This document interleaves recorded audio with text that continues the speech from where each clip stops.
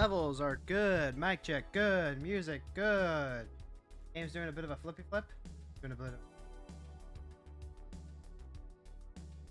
Ah. Crunchy, crunchy. Always crunchy. Up. Okay.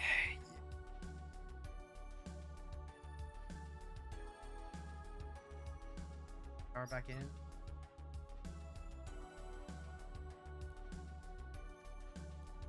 Bitten before, twice bitten, once shy. Okay. Yeah. Big ol' sip. Big ol' stretch.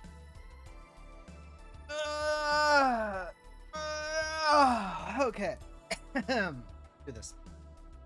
Hey there, heroes! My name is Hero Girl. I'm a friendly local neighborhood hero tuber, and this is the Daily Ride.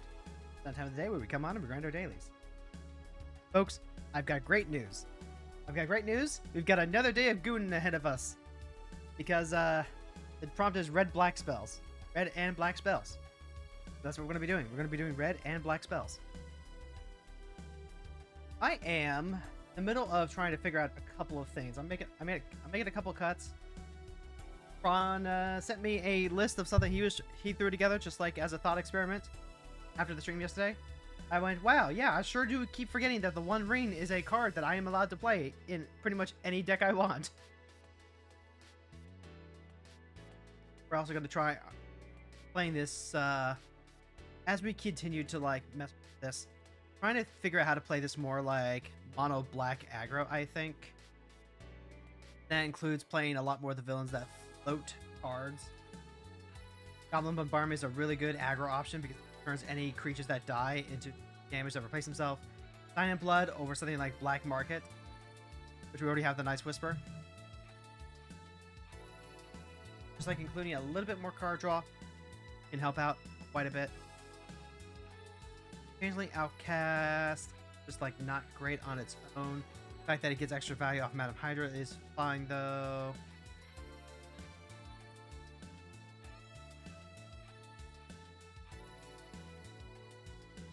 Really trying to villain count high. We got like 30 villains in here, not counting the shapeshifters. Kellen, thank you so much for dropping a lurk. Thank you so much. Thank you. I still kind of like the Bolas Citadel here. The Citadel here just like helps us really cross that finish line, but so does the One Ring. Avengers Under Siege can get rid of a lot of blockers. Just like helps us out, makes a bunch of treasure. I was thinking about the Memory Jar as well. That's something to think about. Shared Animosity is also a really good finisher.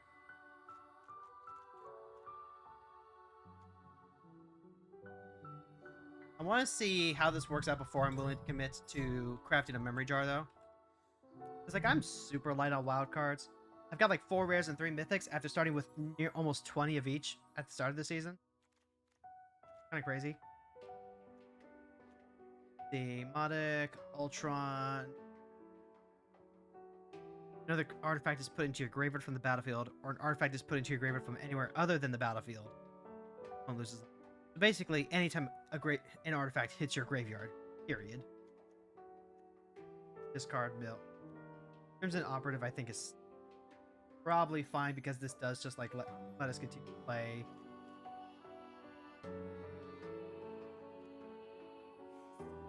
Sign in Blood might be a step too far because of the double black.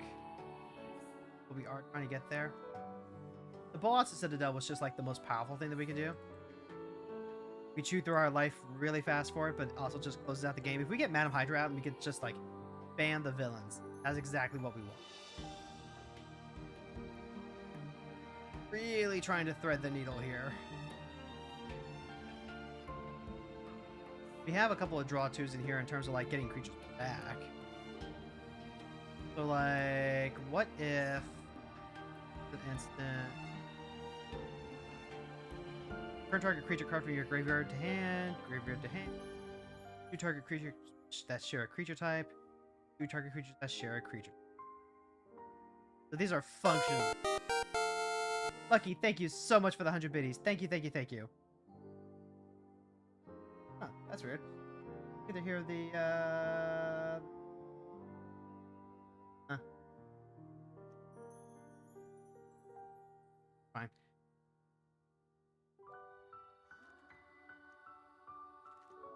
Don't want to go down like a artifact. I probably do need to go down a raised dead effect rather than cutting draw power. You can add back in it. Alright. Goons Part 3.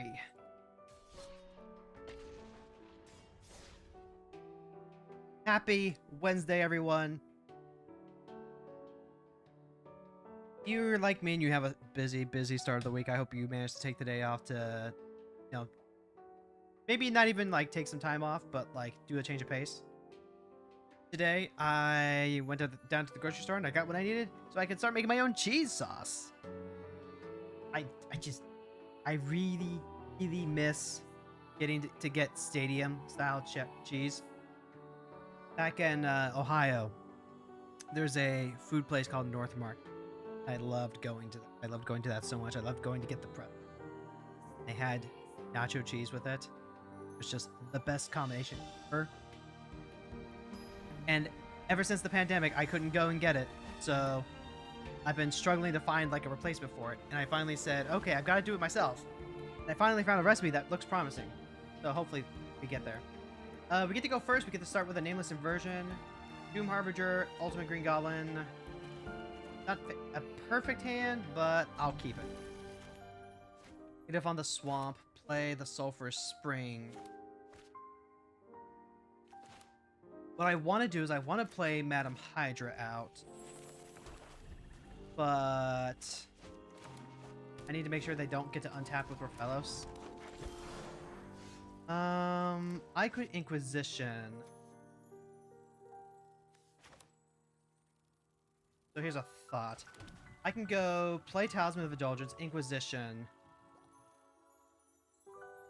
Or I could go hold up Nameless Inversion. They play Raphaelos. I get it.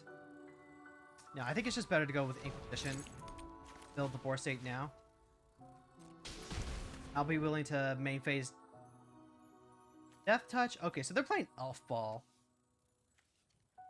That's not what I think is the best way to do this, but you know what?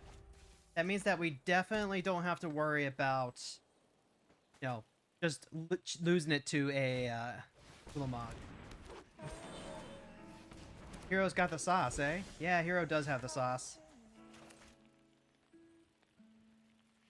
Alright, so we've got 4 mana to spend. I got Bantu's Monument, which makes black creature spells cost less.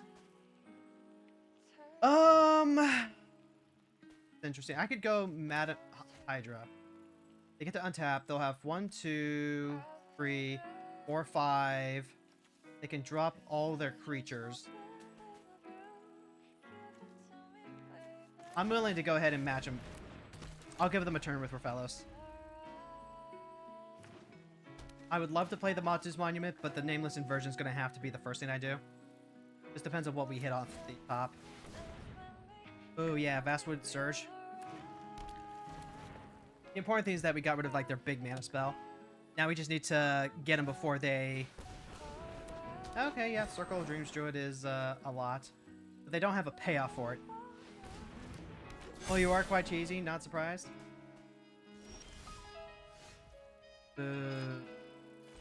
Okay. So...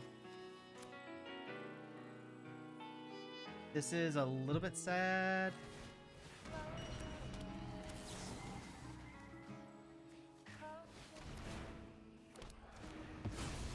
This is also... Which one's the anthem?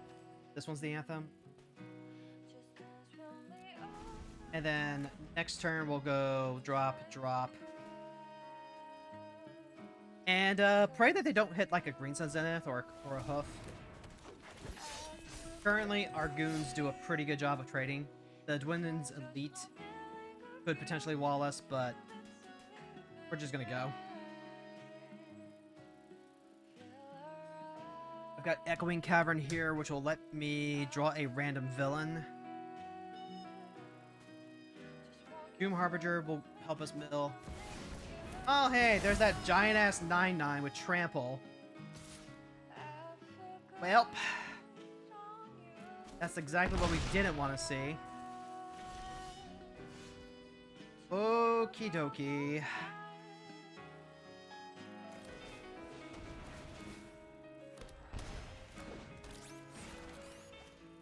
Yeah, we'll go ahead and mill 4 cards.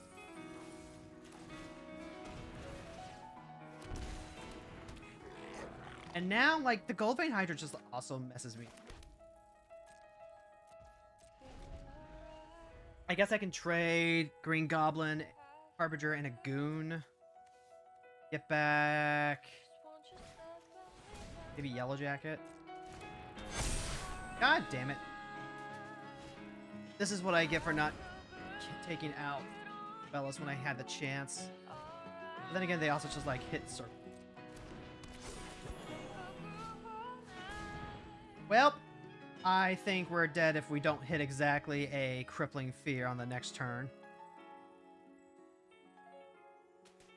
That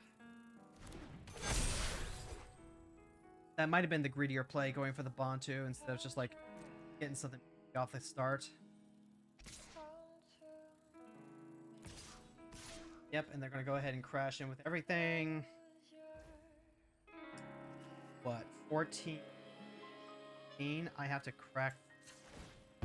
Let's see if I'm, like, gonna hit something that'll help out on the next. Stone does not help.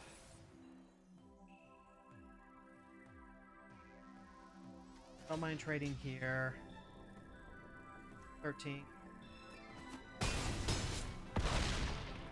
Got that Crippling Fear?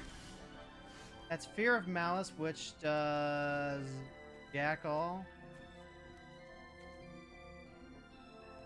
Yeah. Yeah, I still don't like Rafellos as an Elf Ball deck. I think you just have, like, better options. Because if we just, like, play a normal mid-range or control deck, like, they don't get to do any of that, right? Like, we get to bolt Rafellos, we get to bolt their Draw Engine, their other big tappers. We even had an Inquisition for Disruption to take away, like, one of their big payoffs. And they just run out of gas and they die. I feel like with Rafellos, you're just better off going big Haymaker.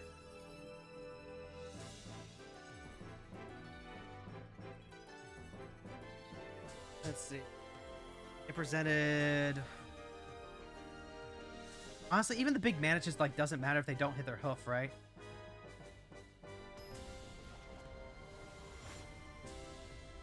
The upside is that they do get to drop, like, their entire hand, which Elf Ball do like to be doing, but even the One Ring, we're up against Fury Agent Shield, and Cal, Jet Medallion with the One Ring is pretty good. Lead off on Marsh Flats.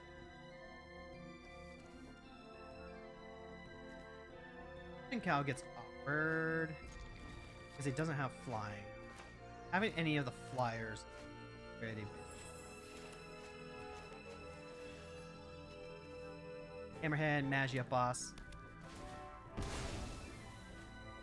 I can go Madam Hydra after Jet Medallion, but then she's not doing anything with the One Ring.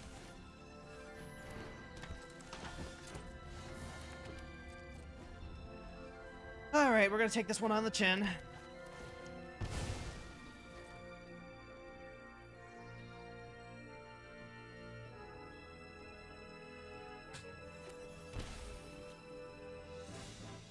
Super Serum Soldier. Alright, so we definitely want to make sure that we find an answer to Nick real quick, or at the very least throw something out. I'll probably end up playing, like, Hammerhead out as a blocker on the next turn? That doesn't sound right. Talisman of Indulgence. That what I want? I'm playing Jet Medallion. I'm gonna be a step behind. Like, I'm just gonna get punched in the face. I need something better than that. Mind Spike is not gonna get me there. I could take the turn off and Jet Medallion.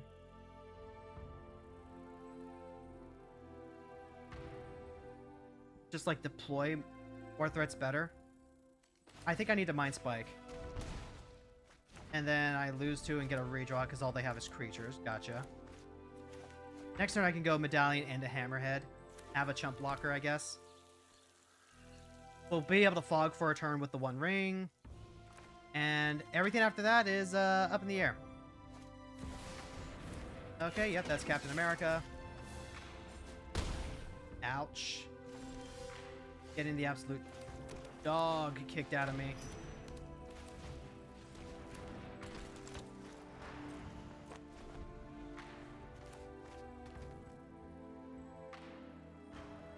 I have seen a few different versions.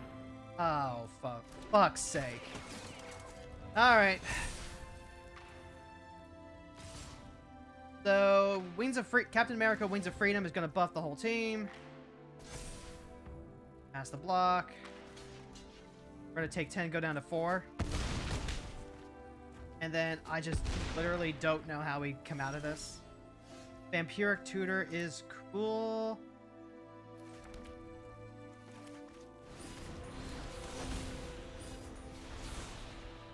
I'll set an upkeep stop, I guess, because Vampiric Tutor is the only thing that's going to be able to help us find the thing that we need.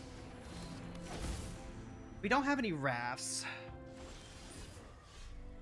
If we were willing to play like a Toxic Deluge to stop early aggro game, that would be fine. I can't get rid of Cap, is part of the problem, and Captain America here is what's going to fucking murder us next turn. Like, Crippling Fear is not going to do it.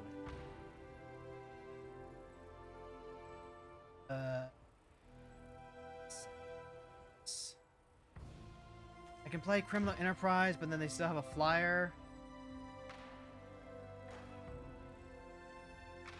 Yeah, literally nothing in our deck gonna get us there. I guess, what would I need specifically to get us out of this? I would need fast mana. I would need a flyer to deal with Captain America Wings of Freedom.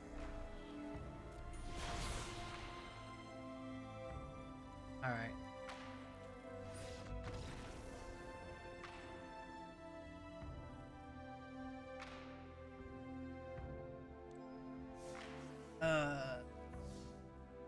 So...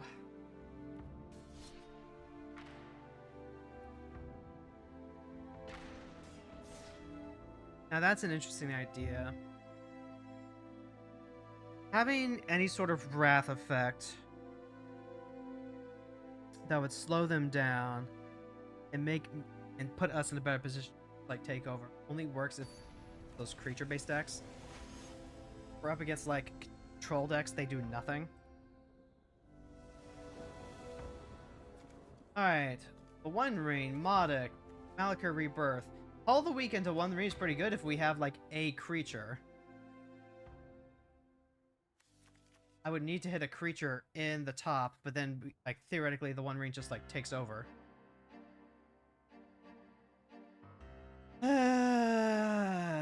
That feels way too green.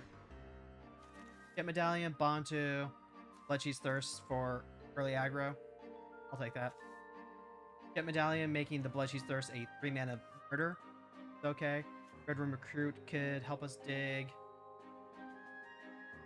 We can even go like Madam Hydra into Red Room Recruit for 3 mana after getting the Monument set up and still have mana for a Thirst if we need.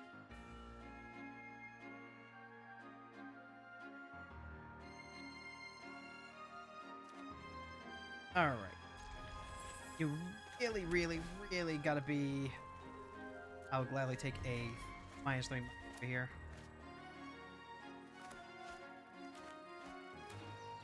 Alright, they're gonna shock. We're gonna Medallion.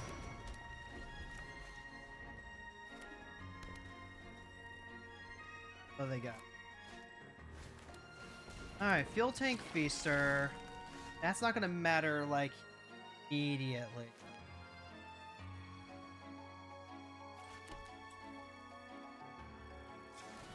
Use this, grab our basic swamp.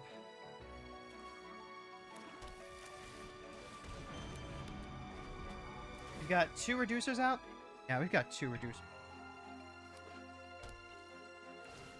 Maybe we hit... I might even just like need to hold this Bloodcheese Thirst for Cosmic Spider-Man, I guess.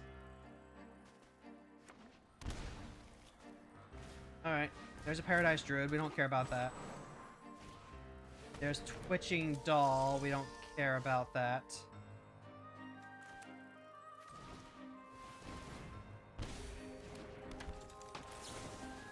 Or, well, we care about the Twitching Doll, right?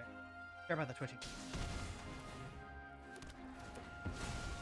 Like, they can play Cosmic Spider-Man, we'll just Bloodcheese Thirst it out, and then we'll drop all of these. Probably the Red Room Recruit first, right? Put it into your graveyard or battlefield counter on this creature. So probably Bloodcheese Thirst, Auxiliar, Fruit, Undead Ninja. Ooh, and Doctor Doom! I don't mind that. Alright, so we're just gonna go ahead and keep draining. Red Room Recruit is gonna help us loot through and maybe hit another land. Call of the Week. Do I need that at this point in the game? I can still go 1, 2, 3. If I want to play this for 3, I probably do, right? Yeah, drop the Undead. And then... yeah, go ahead. Pay the 2.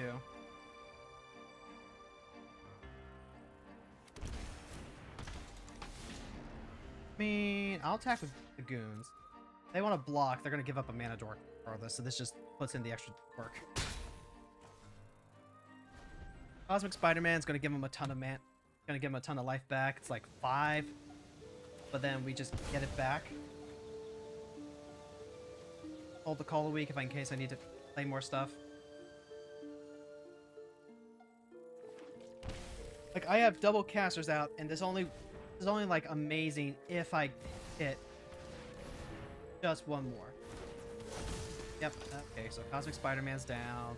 Got their big stupid 5/5. I have.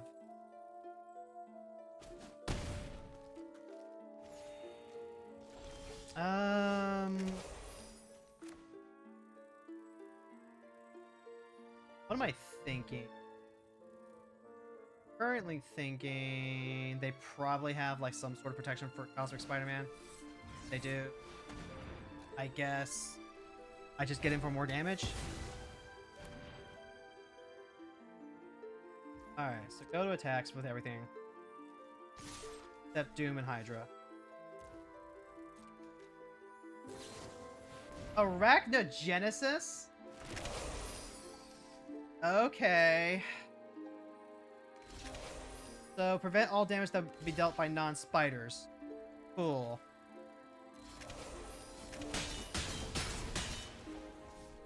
Okay. That's, that is definitely a card. Someone really wants to... Actually, you know what?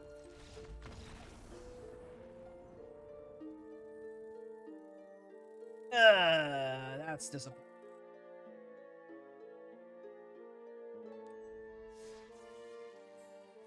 Hey, Teddy. I beat a deck that had 2 Torment of Scarabs and a Painful Quandary. Good job.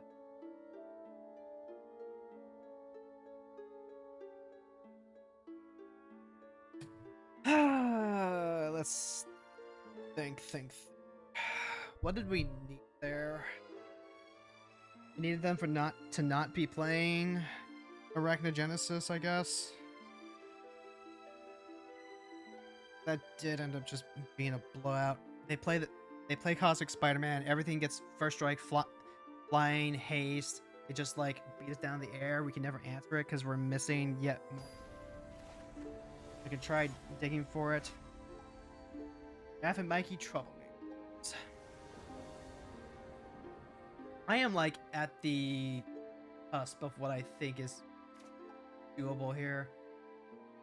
Fear isn't gonna do jack shit against. Rain is cool, but we don't have any fast mana for it. Scared Animosity also doesn't fast enough. Nope. Keep 4. Dark Writ to what?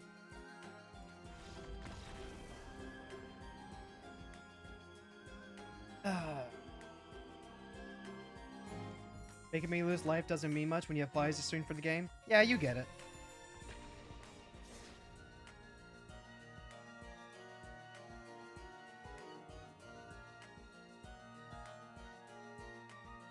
We are on a frustrating bender today, chat. We can't get it going today. We're probably gonna have to shelve the deck for just a little bit and then come back to it. Tony Stark, you're a 1/3. You're a 1/3. Thoughtseize, Bombardment, Indulgence, the One Ring. I don't lose tempo, even though this comes into play tapped, because the Talisman lets me play the Thoughtseize. It's super awkward, but we have like 2 potential finishers here. Talisman resolves, Thoughtseize, bolt myself in the face. Duelist of the Rose music? Hell yeah, yeah, you recognized it. This is Duelist of the Roses. Alright, so if we cast an artifact spell, you can copy it. This is a board wipe that I think beats us easy. There's prepared, see this on 5. Nexus Becoming is a huge problem long term. I think the Battleship is what beats us. And now I either draw the land I need to play the One Ring. I do not draw what I need for the One Ring.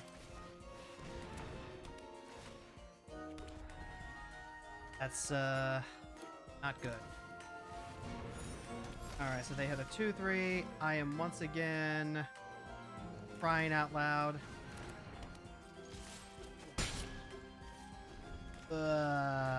That's not helpful. This is definitely along the lines of what we want. Because it hits non-villains. I'm just gonna scoop.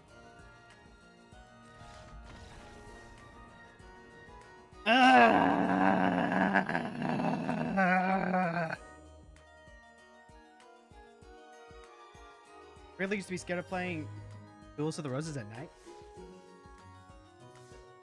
That is funny.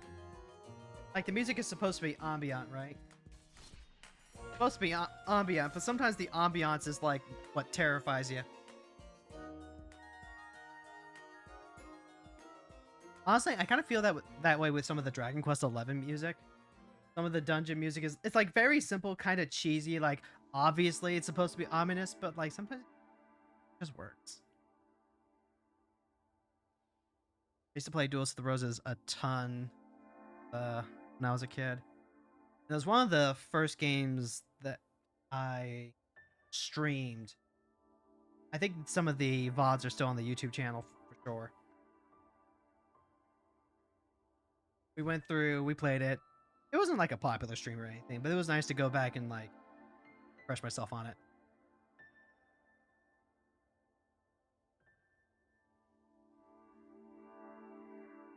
Nice seeing the animation for the monsters deck. See, I say that too until I remember how long those animations are. When you're a kid and you have like an entire Saturday of nothing that you need to do, like, it's a lot of fun to watch those animations. When you're an adult and you only have like an hour to play, you kind of you kind of lose your patience with them pretty fast. Like, they were cool, don't get me wrong, but also, damn. Matchmaker hat. Slower. Heavily. You have to be picky about what animation you're fine seeing. Well, that also requires you to watch through a lot of animations to figure out which ones are worth watching, you know? And sometimes you just don't got the time for that. I don't have time to watch, like, 20 different cards and 20 different bugs in Weevil's deck to do animations just to find out which one of them has a unique animation that's good enough to watch.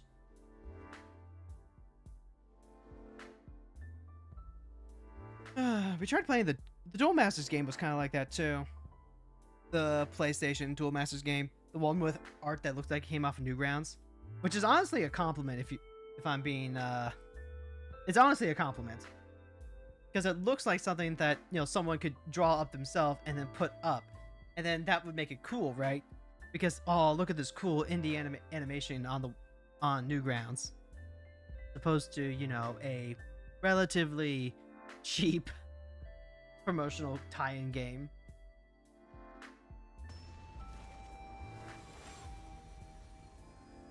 The Underlar console. It's gonna be another one of those decks that want to really have, like, action is Mock Swoop Scoundrel. You can block them. I can play Fixer early. I can also play that into Ares and Faceless. Might be how we face later on. Cavernous Souls here will keep my cards from getting Mana Tithe. So let's see if we can, like, tie this together. If we play this out, maybe part of my issue is that I'm not playing this like a mono black aggro deck. This helps. This is a redraw. That's really good for me. Go. Play Cavernous Soul.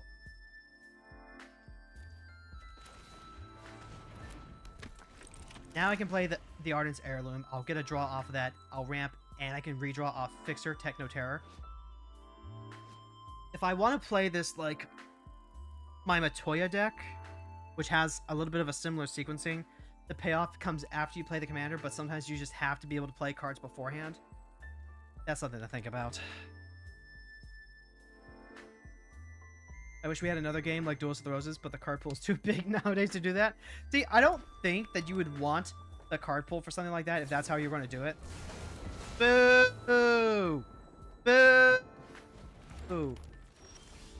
Don't play removal! Boo! Alright. Get to draw Age of the Hydra.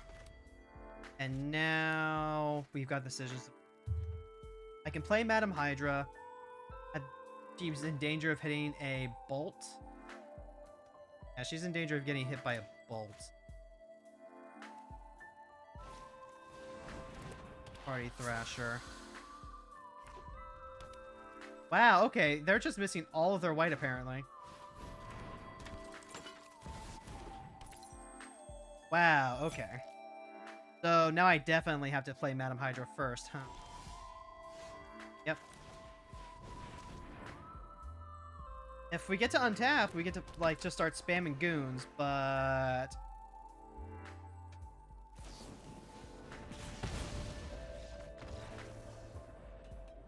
yeah, kind of exactly what I thought. Man, this is why I wanted to play all those Thoughtseize effects. Whenever a creature dies, put a counter on.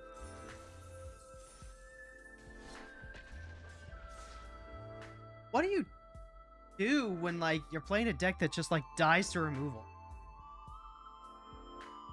Huh? If this was Raph and Mikey, you could play Veil of Summer for the counter spells and the black removal, because the black removal is one of the only ones that will actually hit you. Got plenty of hex proof type stuff. With Madam Hydra, you would need so many undying effects. Wanted to go that route to try and, like, protect her.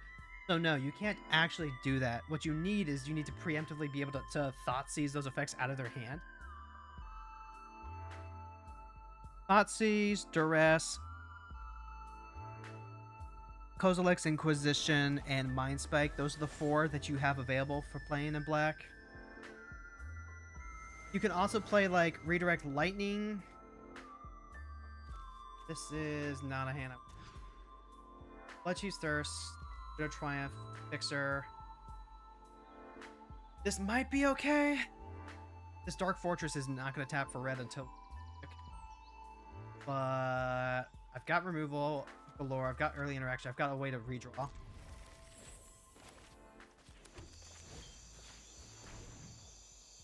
Yeah, what did I say, right? So there's Ugin. Removal, crop rotation, removal.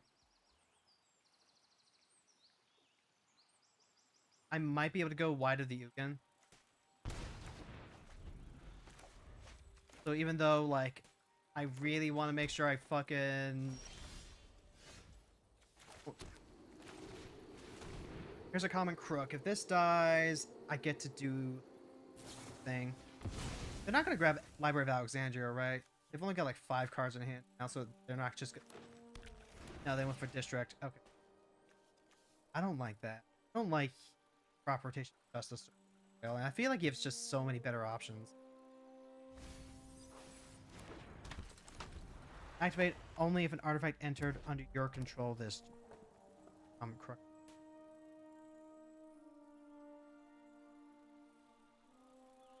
Imagine Duels of the Roses with the GX cards. Honestly, I don't think I can. I really don't think I can. I'll play Techno out. Because Techno's going to be a redraw with the Talisman if I needed to. Meanwhile, Tanuk is going to come down. That's potentially a bitter Triumph. I'm going to take the gamble that I can... Ooh, tap land. Oh, come on! Quick! It makes me so sad, chat. It makes me so sad.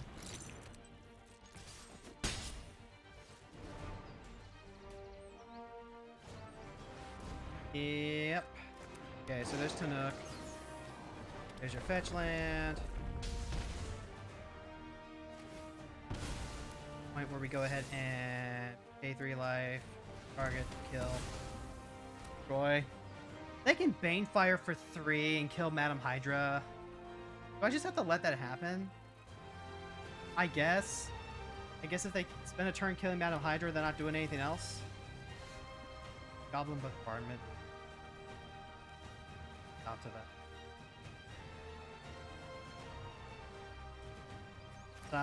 Sigh for 100,000 years. You're like, stop killing shit, bitch. Because I'm getting frustrated. I am getting so frustrated with, you know, just remembering... I'm being hoisted by my own petard, right? Oh, yeah, they just... Okay. I'm being hoisted by my own philosophy here, which is, you know, don't be a little bitch and expect that you can actually just, like, play stuff for free. Like, you actually have to... keep in mind that this is a multiplayer game and anything that you do has to be able to survive the marketplace of brewing, so to speak.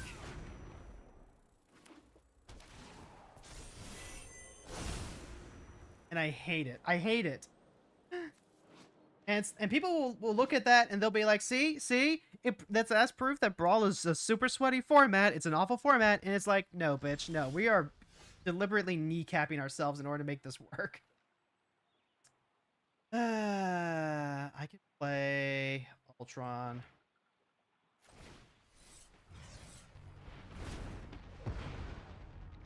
I'll play Ultron first.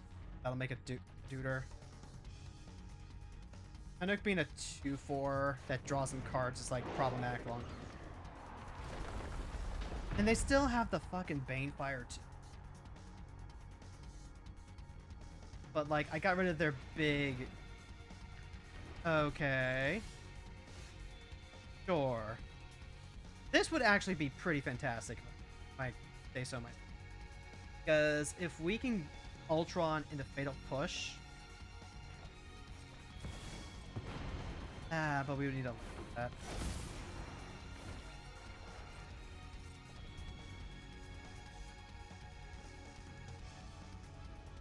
Who plays that creature type? I've never seen that creature, question mark?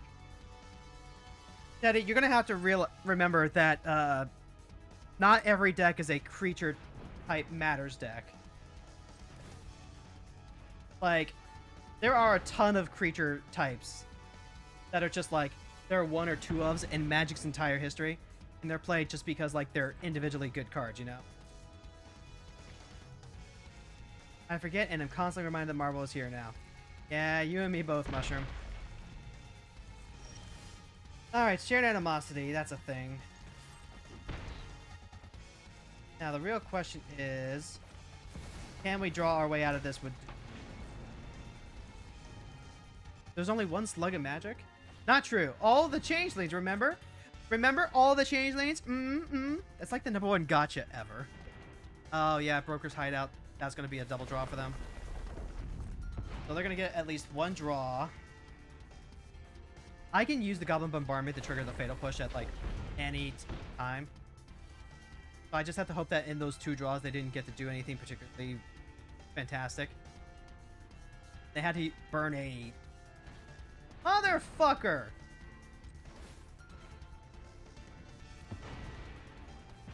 Well...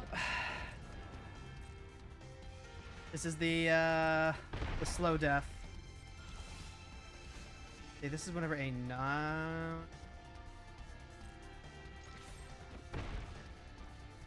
I mean...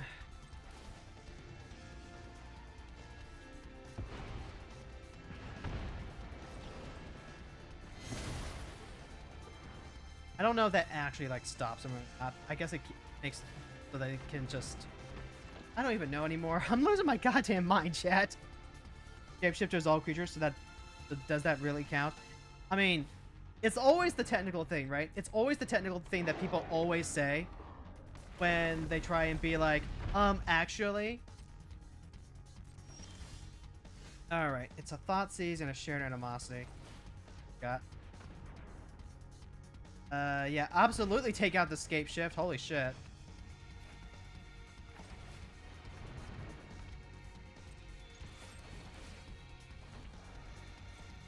Alright, so now Tenok gets the block. They still have, like, the gates to redraw, too. If I want to play this as black, if I want to, like, fight the fact that Madame Hydra is going to, like, get bolted, I need to play more creatures to, like, make them bolt. I think that's where I'm going wrong with this. Because she will help make up for the fact that every card after that is, like, not as great. If I actually play my threats early, that should honestly be fine.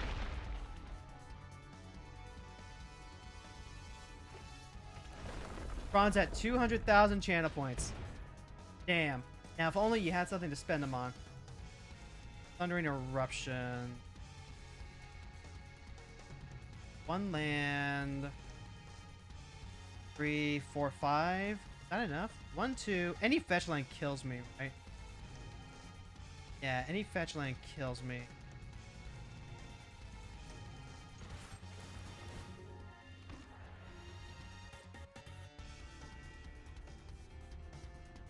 I like a dumbass decided that my Terra Commander deck wasn't expensive enough and decided that it needed to cost twice as much the other day. Damn, real. So real for that. I guess I can Goblin Bombardment.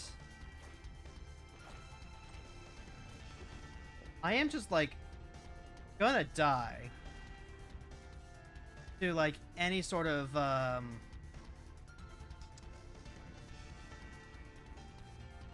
need to kill that Elvish Reclaimer. I'm gonna have to actually, like, cash in my goons here to make that work.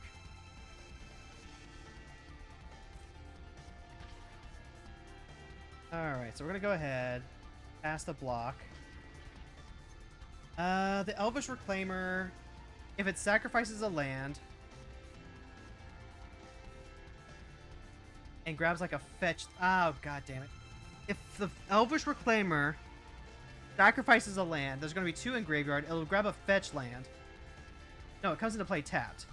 But they can still have tapped lands that search. So this is going to go up to being a 3/4, kind of regardless. So I'm going to go ahead and shoot here.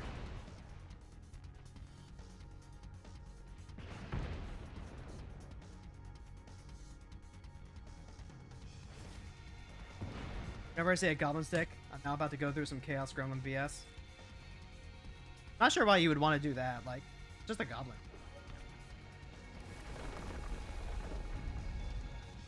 Yeah, but the only real substantial cost there is OG duels. Shocks are almost pennies. Fetches are much worse. Proxies are free.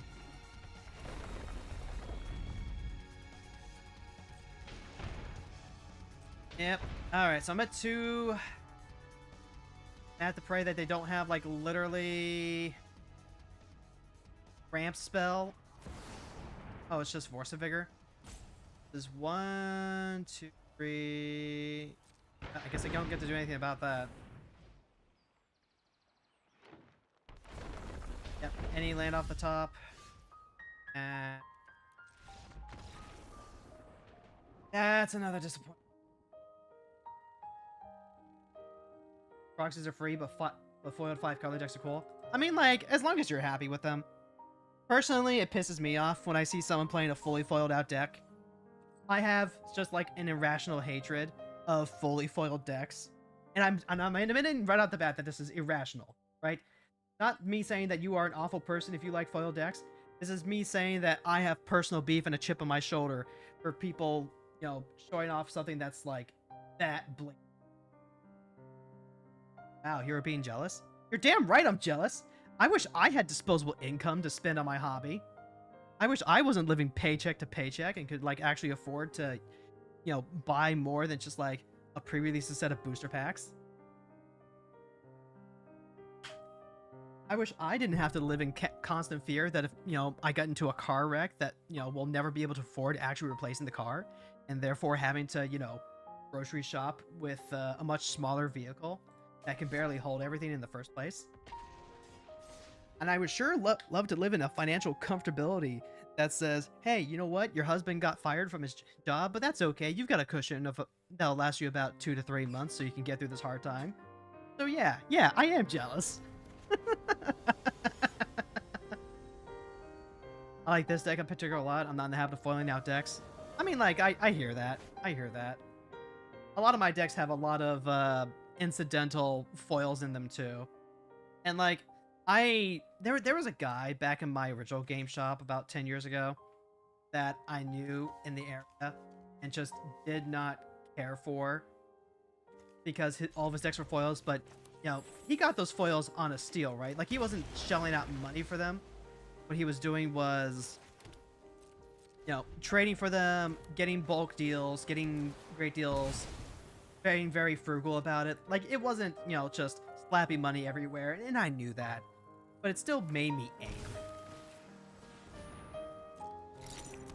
But I like a hug. I would probably love a hug at some point in the near future.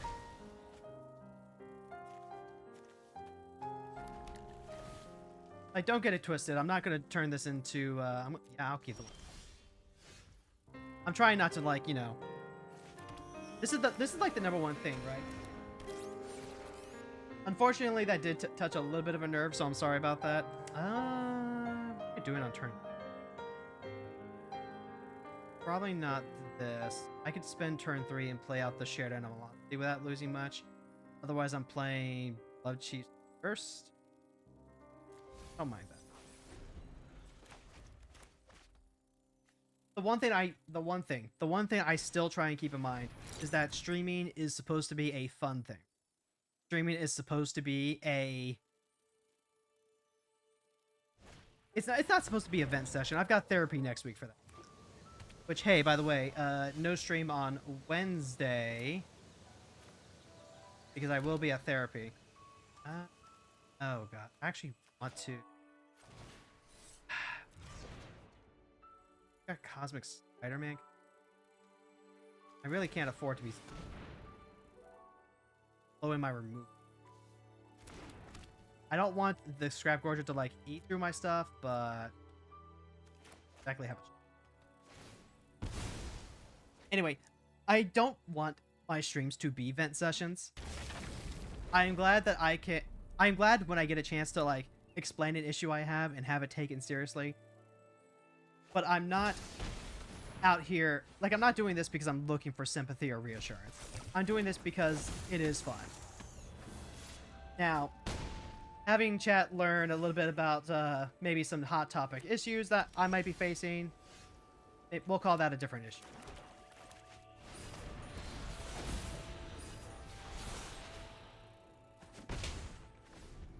Okay, so now we've got some up. Get Cosmic Spider-Man for another turn. Bro Elder, that's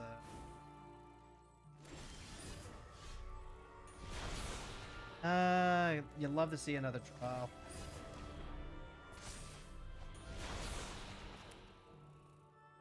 I do kind of want more red. I guess like that's what the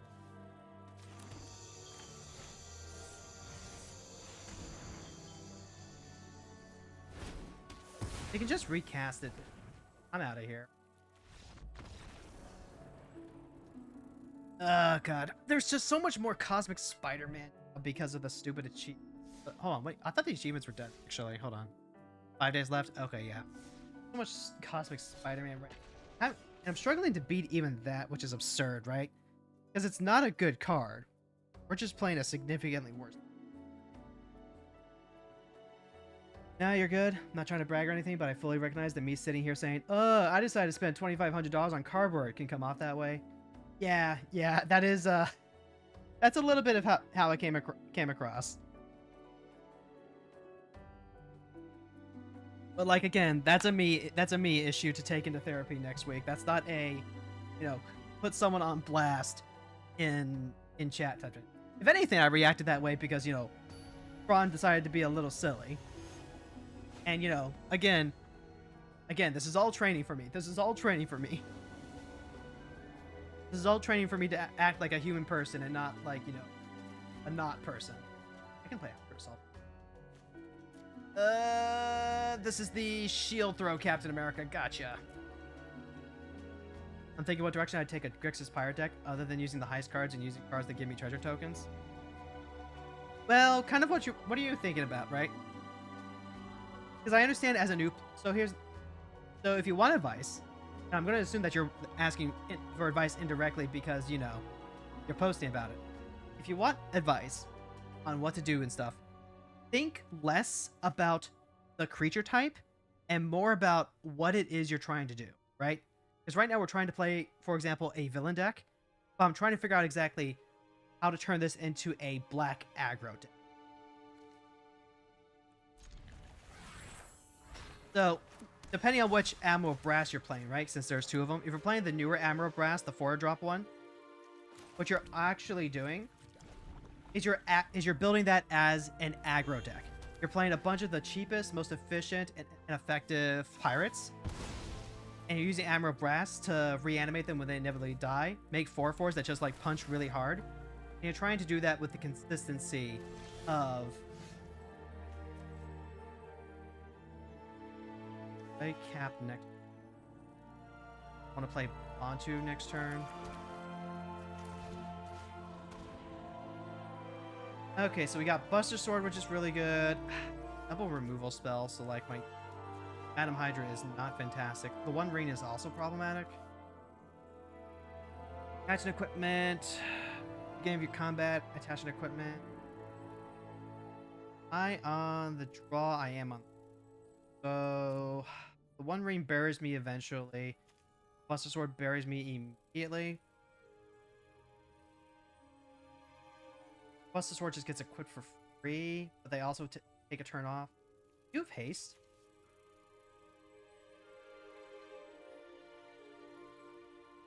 I can jump block.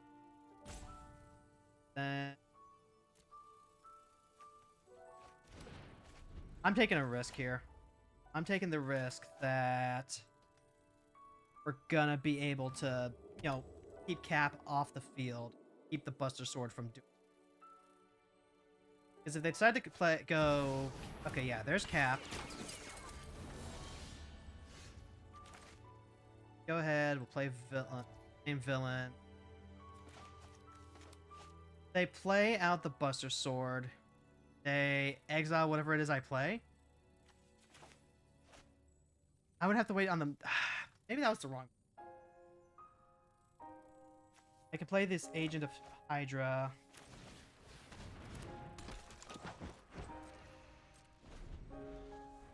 This just feels bad. What am I missing here? I'm missing villains that have like a lot more utility, you know? A lot of what makes this really good. And also I just... Oh, they didn't hit a... Okay. Okay, we might be in business now. We might be in business now. We needed that to break exactly our way. But now they need to be able to replay Cap. They're a land behind.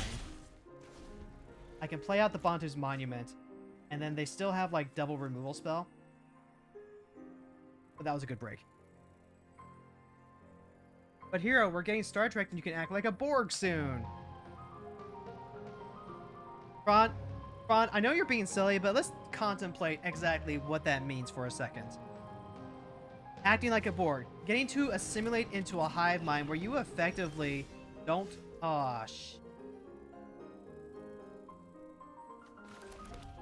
This can attack in with the Buster Sword. That's not good. I can play Modic.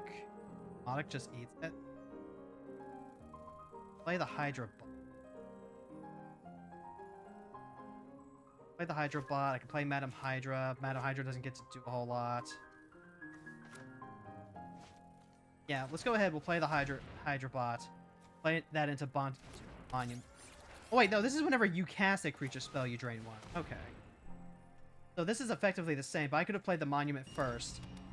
And then I would have gotten the trigger off that. And I would be up +1 life. Yeah, I would be up +1 life.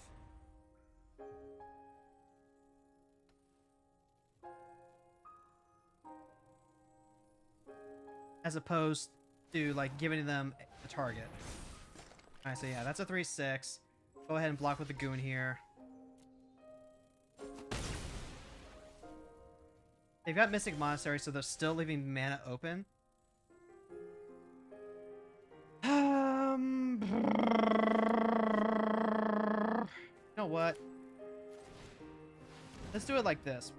I'm gonna use Madam Hydra as bait. And then we'll play the Crimson Cow. And then they have to make a decision on what they're gonna do. They might choose to exile the Hydra. If they don't... Like, I just... No, wait, no, this is bad. This is bad because now... Ah, the stupid Hydra's assault robot. God damn it. I was hoping that I would get... I was planning on getting the priority to recast the Crimson Cow here, but that's just not how it worked. Alright, let's do it like this.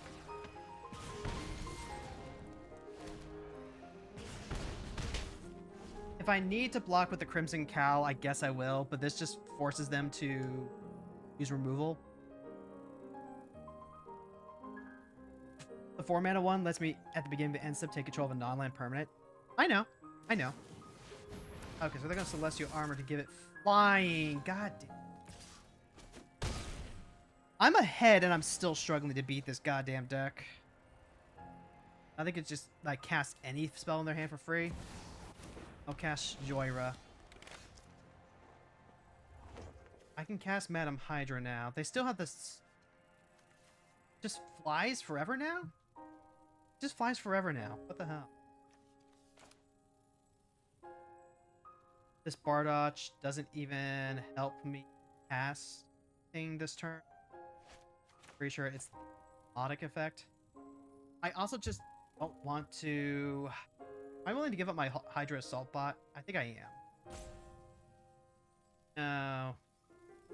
I need to do this pre-combat.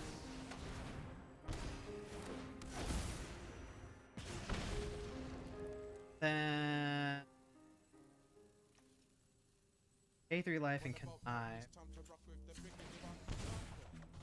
That. Carnage is a good one. Give up the... Goblin.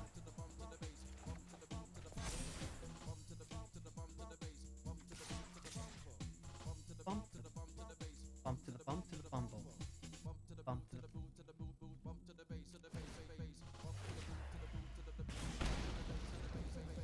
I'm being too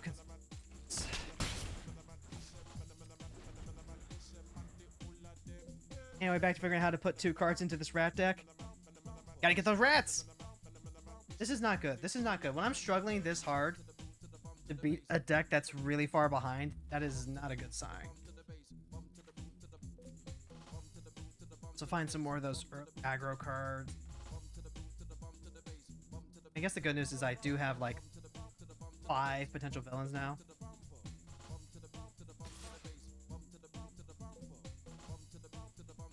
Yep, I'll just go ahead and do this because I'm for temp. I could have kept conniving, made him bigger.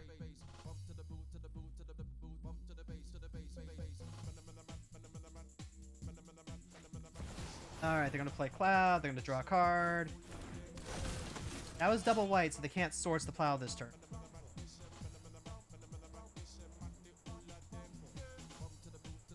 They've been sitting with that Swords for like a whole turn, and now they get to play Shadow Spear. And Shadow Spear is like another thing that I have to worry about.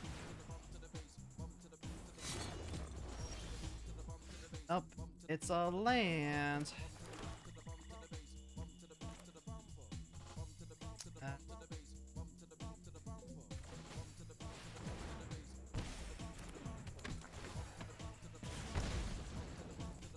Motherfucker. I am like so close to just like getting there, right?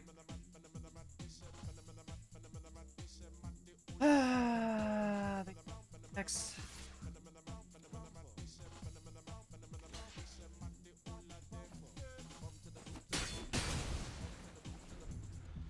I miscounted my mana. I needed to... They go up to 12 with the Shadow Spear. I'm gonna try and like play this out as best I can, but like it is not a... It's very frustrating to be like... to feel like this... you're this far ahead, and then you're just gonna lose on the crackback. Now we go ahead, we take 7, they get to cast like, any spell out of their hand. And then depending on what this is, you just lose. And they still have Swords to Plowshares to just get rid of Madam Hydra.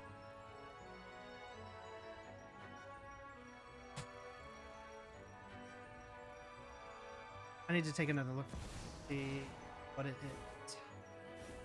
Okay, Sword of Fire and Ice is something, I guess.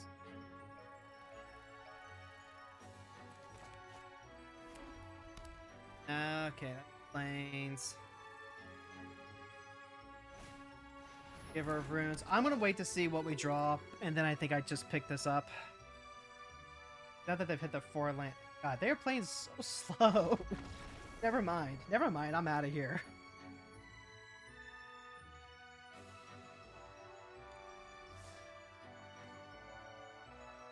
Let's take another look at the deck. For a while, I kind of had to have a rule that I don't play new decks on stream for this exact... The problem with that is that I just really don't get time to actually try out the decks like I want. Currently at 3 o'clock. We should be going over to play Final Fantasy 14.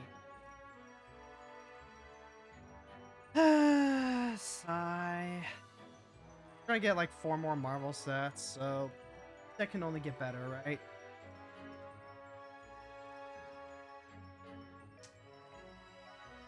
Gotta think. Really thought we were having something, but like those bursts. Those bursts of like making this deck good just aren't catching up to us. Like, there's only so much glue that you can put into the... And I am at like the minimum for what a mid-range deck I think would probably want in creature count.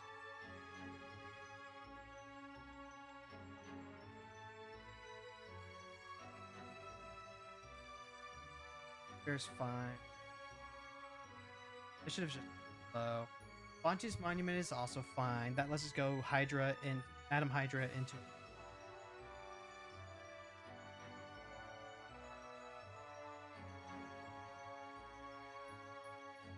We might be going to Blood Bowl though, so like that's.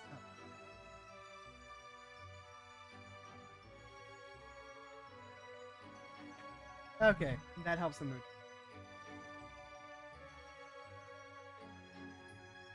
It was kind of like touch and go on whether or not we were going to be able to make it or not. So we get to go. That's pretty great. Rogar's fine. Osmond. Playing these so we can drop everything more, but like, is it a problem? For a breakdown what the gameplay would look like for either brass? Yeah, we can do that. Let's see. You have an earlier comment? Yeah, the 4 mana lets you take 12 non-land permanents that your opponent controls if you have 3 or more pirates dealt combat damage. While the 5 mana one lets you reanimate pirates with finality counters. The real question is like, you know, how do you want to break it down, right? Like what is the question that you're asking here? You gotta know exactly what it is that you're asking before you can have a discussion.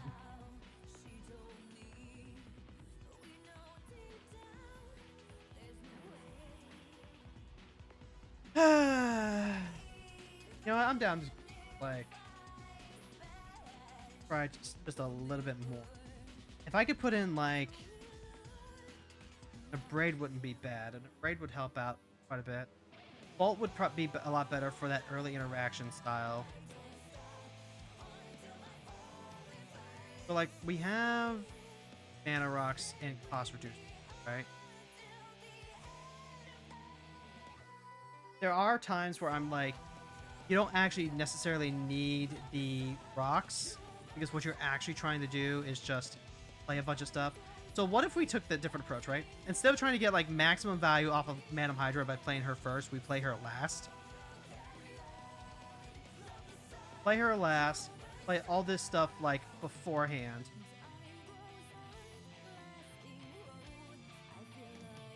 Monument is okay. Heirloom is good because it floats into another one. 4 is also fine because that just is a villain. Fonta's Monument helps offset a lot of the stuff. Then we just figure out whether we need the.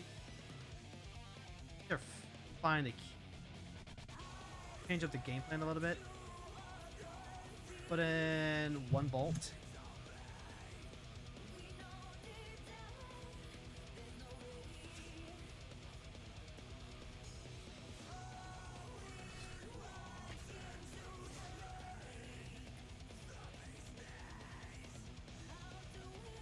This is the other reason why I usually try and hold off on new brews for going on stream, because I do just end up wanting to do this the entire time. But maybe that's fine. Maybe that's fine to just like work through the obsession of trying to like puzzle this out and figure out the answer. I'm gonna end up taking a forced break when we end stream regardless.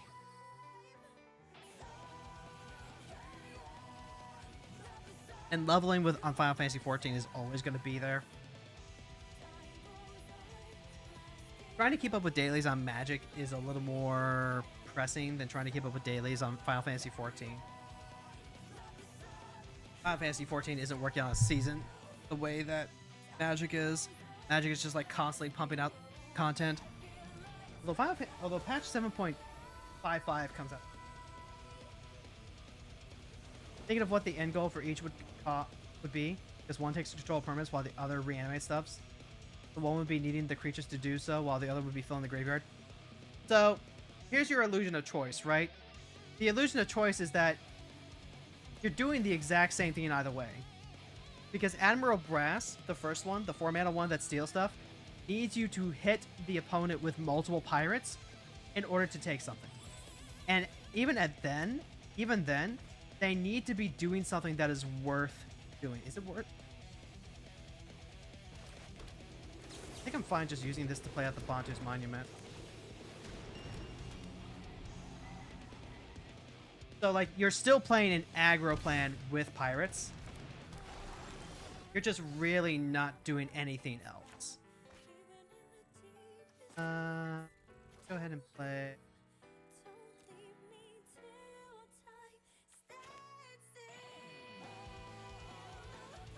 Yeah. Play the basic. Push the fungus so that way it doesn't blow up the monument. Next turn, play out the rebirth. Alternatively, if I hit something on turn 3, I can play that out instead. Then I get to play out Madam Hydra. Let's hold up Malakir Rebirth. Then what would be worth it? What would be worth what?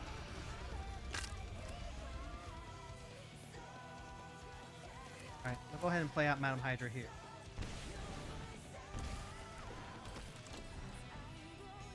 Like, you gotta be specific with these questions, Sadie.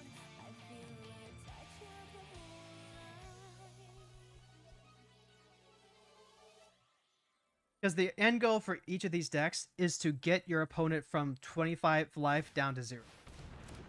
Ask Vandal, eat the monument. That's unfair. But I still got the Hydra down. Okay. Phyrexian Tower. Getting that into Mills 3. When this dies, you can exile it. You do put a creature on.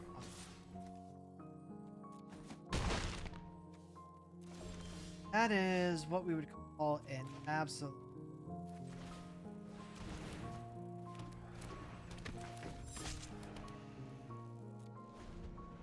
Oh wait, no, I should have attacked.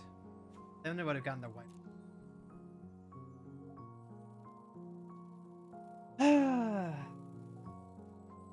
So really, what you're using the stealing effects on the first Captain Brass for is you're just using it as like suit removal, I guess. Like you're using it to take out any problematic artifacts or enchantments they might have.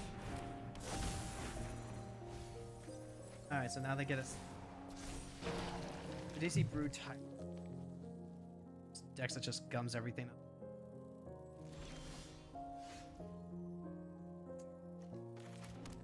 Go ahead. I don't get to play Carnage. Also not getting to attack with.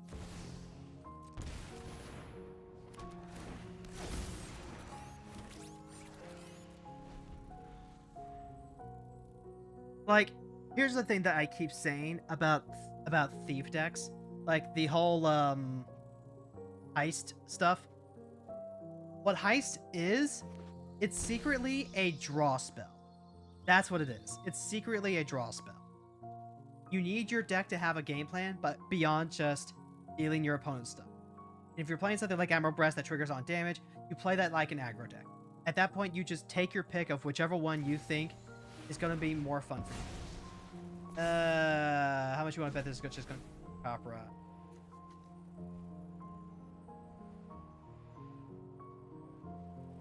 Then will the other brass be wanting to have pirates that have their nice ender effects? Yeah, that's exactly it.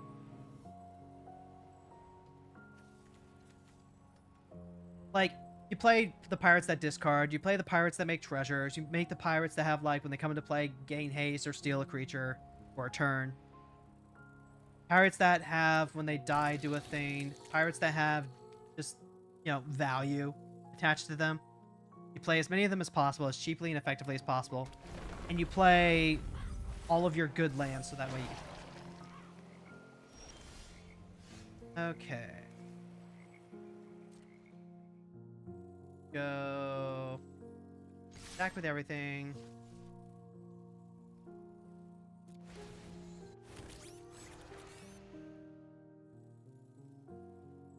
If they double block one of the goons, then everything else is rating at the bare minimum. Okay.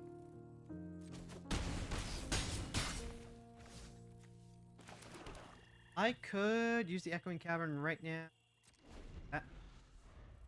Sorry, I don't really ask specific questions when it comes to this. I'm just trying to get a grasp of it. That's kind of part of the learning process, isn't it? Like, it's one thing to be like, you know, I want to know about, like, this thing. But there are so many things to talk about any given particular subject that part of the learning process is learning what questions to ask. So, like, if you want to talk about the so, for example, you know, use Admiral Brass as an example and you want to talk about the differences, you could ask about, like, which one has the more, you know, efficient option, right? Which one can you get away with on a budget? Which one can you get? Which one would facilitate a specific playing style better? Like, those are accesses that you can ask as an example. And then if you just want to, like, spitball idea, right? Then it's like, okay, how do I, like, build this deck to do this thing? Do I just, like... This could just, like, literally be... Yeah, this... Things and stuff.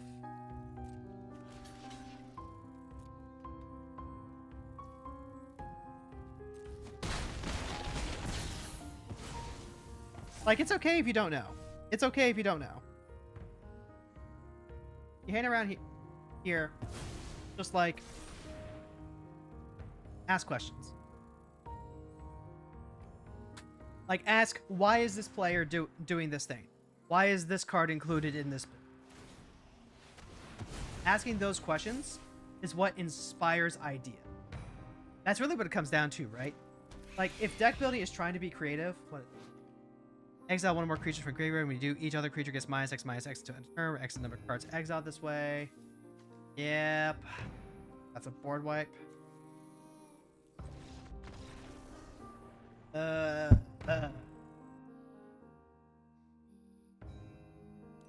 think if I can't get... I'm definitely shelving it for now.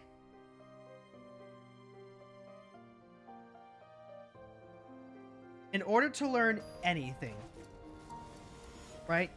Like, learning any game, learning any skill, you need to be able to, 1, observe, and then 2, ask why. If you can do that, you'll be fine. Also, we're up against Mole Man. I haven't had a chance to actually play against this myself, personally. But in competitive, this is a very egregious strip mine deck. After I Mind Spike, I don't think Mind Spike is actually really... I'll go turn 2 Fixer, I guess. Go turn 3 Doombot. Try and draw off the Fixer. The Fixer is like one of the cards I am happy to play early. So that's something.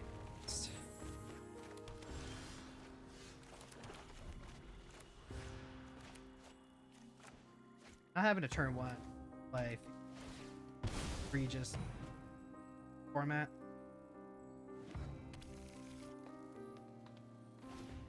Okay.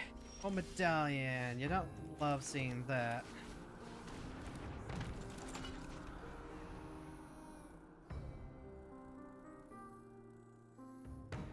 Like, okay, let's apply that here, right? Apply that here real quick. Why are we getting the dog kicked out of us? Partly it's because we're weak to board wipes. We blow all of our hand as fast as possible so we can try and get a fast early aggro presence. And then a board wipe feels like infinite value against us. Is, you know, bad.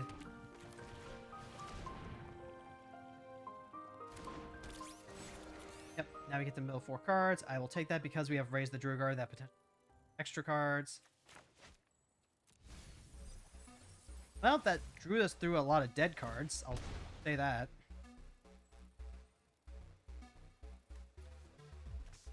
Three lands and an artifact. And animosity could...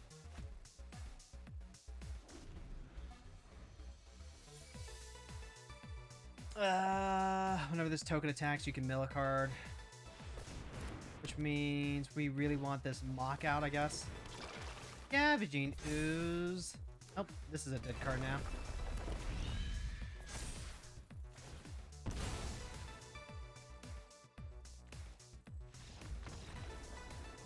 What's the answer if you're worried about not having the mana needed for your stuff? Does the answer have things that help for that, or just play lower costing? Okay, so that's a good question. That's a good question to like start with. If you're worried about not having enough mana to play your spell, then it is one of two things, right? It's either you focus on ramping you focus on ramping the way that Atali does, the way that Raph and Mikey do, you can start playing more mana rocks. There's a cycle of talismans. There's the arcane signet.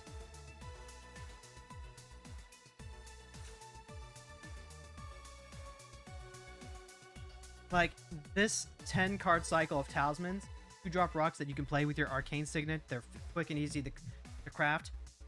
If you're putting these into an Admiral Brass deck, they can help a lot. If you're playing something huge like Ugin, then you're going to end up playing some amount of 2-drop rocks that produce generic mana, and you're going to use that to curve into 4-drop. So in that case, yes, you do want to pack a lot more ramp into your deck. And as far as like how much of that, you really just have to like be willing to mess around and toy with it. There are numbers that we can run. There are numbers for like, you know, what's the likelihood of being able to see a 2-cost rock in my opening hand. Because if you have a 99 card deck and you have 1, 2, 3 of those effects, well then, and you draw 7 cards, right? It's like 3 out of 99. So real quick, just like pull up the calculator. Like 3 divided by 99 for a single one. Draw. Like a 0.03% of getting one off of the draw, but then you get 7 draws. Each one have an increased chance of getting it because there are less cards. And it becomes like 21%, right? We have a little over 1 in 5 chance of seeing any of our 2-cost mana rocks in our opening hand.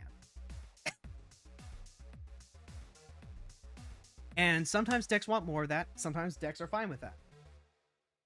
Now, the alternative is to go down in mana cost.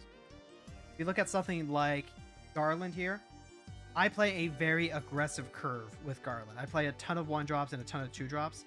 I have a few really high stuff, but most of this is stuff that is either lands or spells that can be cast for free. This member also gets cost for 1 rather than pay the cost. And so the amount of 3-drops that I'm playing here is very low. Now that being said, we also have to factor in lands in that equation. And typically what you want to have is 40 land, right? If you're building a deck, start with 40 lands, including your double face spell. And then you can adjust the numbers. Like if you're playing a super low, super aggressive curve, you might be able to get away with cutting 1 or 2.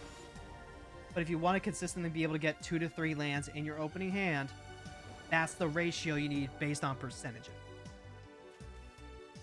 Boomerang Blade Finger. We're up against Toph, Greatest Earthbender. This deck can win on just like pure beatdown, but sometimes they get really cheesy and 2 to 4 the Infect card, and then give the Infect card like 5/5 double strike. Adaptoid doesn't really help. This isn't like a good early hand. Duress Inquisition features to play afterwards. I'll run this. The 3-tree city is awkward, but I think we have to be willing. Hey, play the Inquisition first because this is more likely to hit. Earthbender's Ascension. There's the Mossborn Hydra. We're going to take that, no questions asked. And then I can play the Boomerang Blade next turn.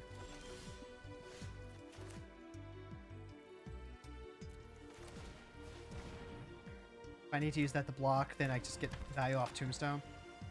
Otherwise, we'll cast Duress next turn. And we'll take either Harrow or Earthbender's Ascension. Probably the Ascension, I think. That means that we can grab that off of Surveil.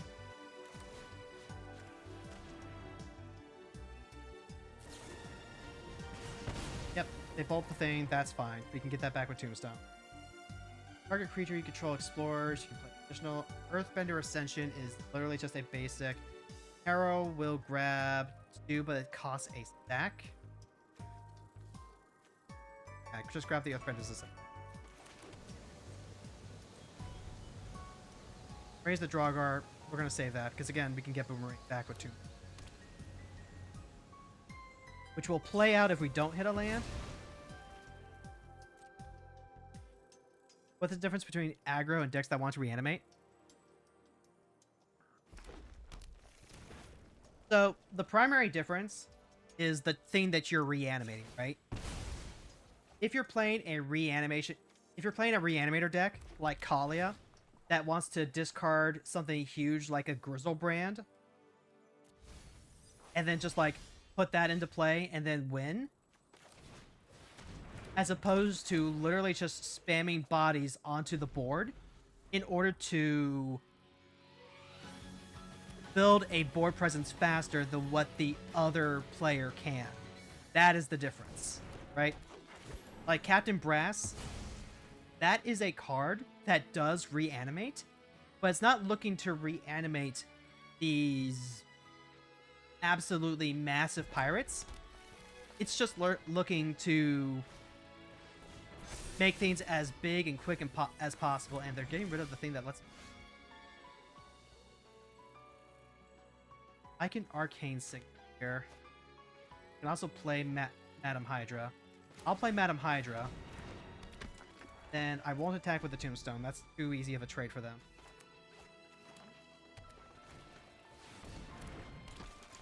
If I draw another land, I can go Ultron into Signet. I'll just take it. Thanks for the Hydra, Redeem Fron. No, that's not what I wanted. Now I can't play Ultron and then...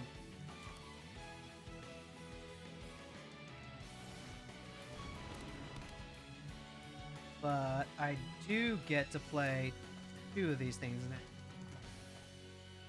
Over another non-token, and you pay 2 if you do, make a token of a copy.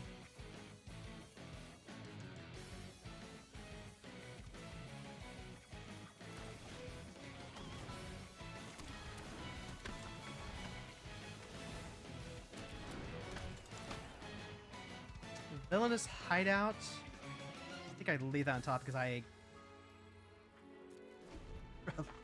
lands right now. Alright, that's one play lands off the top. Okay, so yeah, they're just gonna go ahead and get us for... Got Draugr. Alright, next we gain life.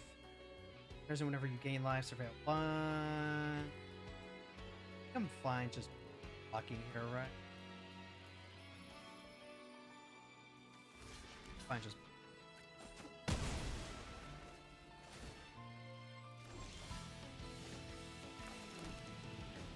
Okay, so then go combat. Attack. Attack. And then this works out perfectly for me.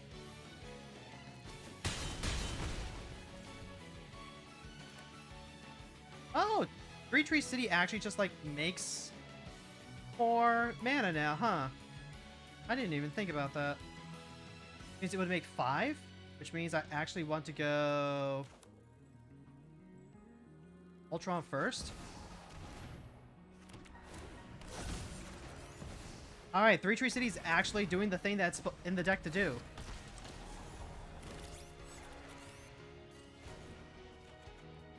Dr. Doom might actually just kill us, though.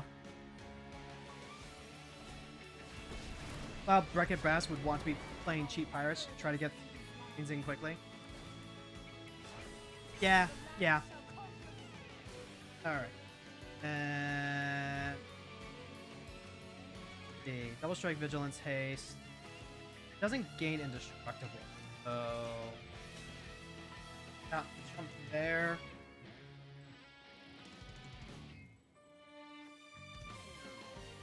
Top? I don't actually want Toft, weirdly enough. So, this is 4. 4 would mean kill the 3. The earthbend stuff does just like...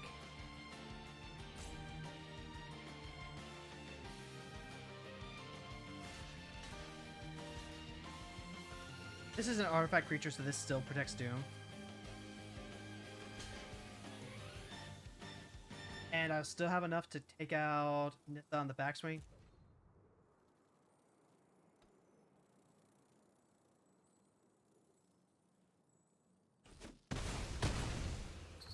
I guess I should have blocked with Tombstone then, right? Because I have Raise the Draugr.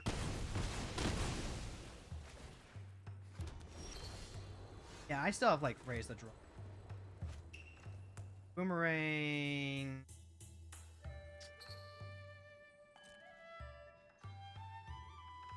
One, 3, 5.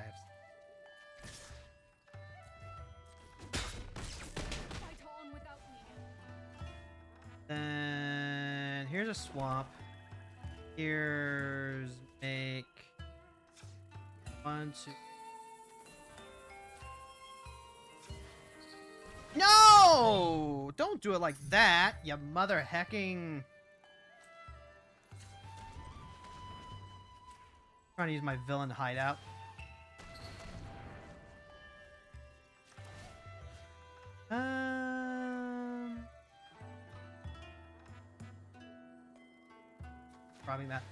Probably Madam Hydra. Ooh, yeah, I'm happy pretty. Raise the Draugr. We can back Modic and Spring. Don't get to play Modic, but I do get to play a Boomerang. Get to keep making goons.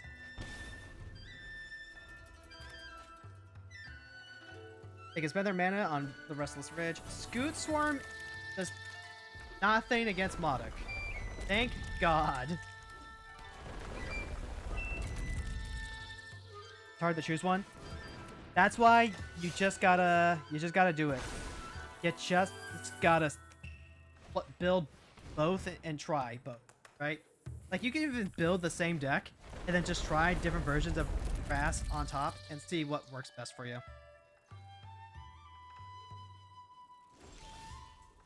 Alright.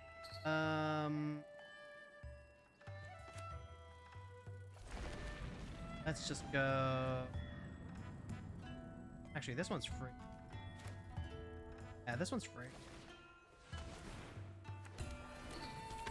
And... black.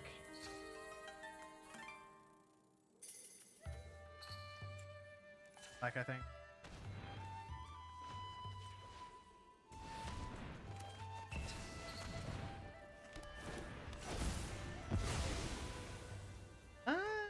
What? I'll keep that one. And we'll connive, put the Modic card here. Don't need to use the player. Go all out attack. Except with Madam Hydra. I can even do it with... I don't really...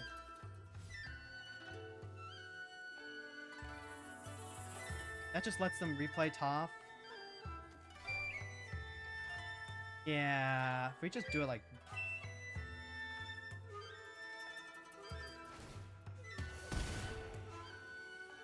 Fail. Like, yep, they're gonna use Toph, they're gonna block. Why didn't I just swing out then, right? Then they put all their mana into using Toph. They're hellbent. I would need to get 2 Mythic Wildcards for that. I mean... That's just the nature of trying to play on a free-to-play thing like this, right? You just don't get to, like, do the thing.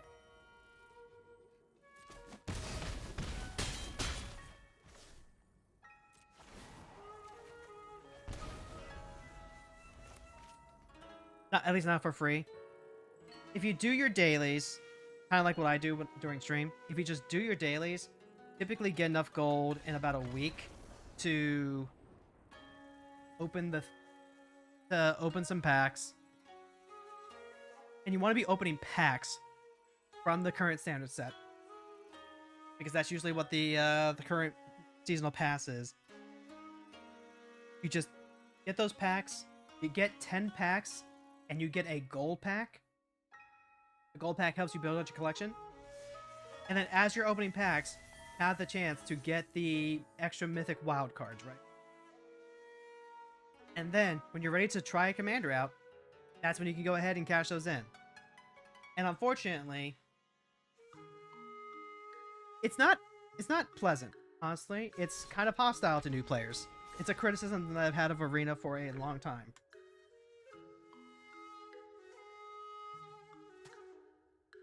It's really, really hard to build multiple decks.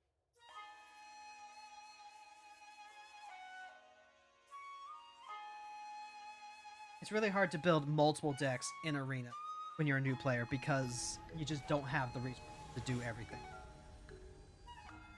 So, building an Admiral Brass deck, you can do that on a budget theoretically. Honestly, the biggest killer is going to be your shocks and fetches. That's what you need of all for a deck like that. Lila, undefeated slick shot. Maybe you cast a multicolor spell and exile that spell.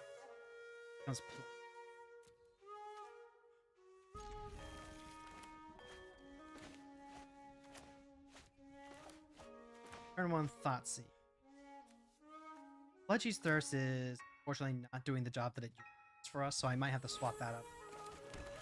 The 4 mana to actually kill the bigger thing is Teach by Example copies, Galvanic Iteration copy. Expansion Explosion is like the big win condition. 1,000 Year Storm is also really big. 2 damage to any target if you cast another spell this turn. That's not bad. But also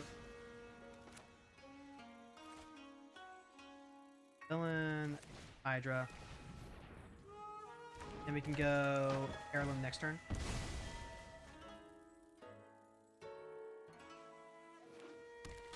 Another thing to keep in mind is that a lot of these decks do have deck lists that are floating around. It's gonna be hard to find one that's new. Can't play the Goblin, but the Cavern of Souls have for playing Villain. 2 damage to any target. If you cast another spell this turn, you draw a card. Floating into yet another villain card here. It's just like a 1. So minimal. Alright, so there she is. Nameless and...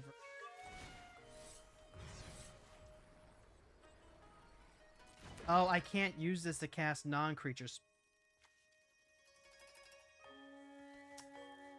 That's...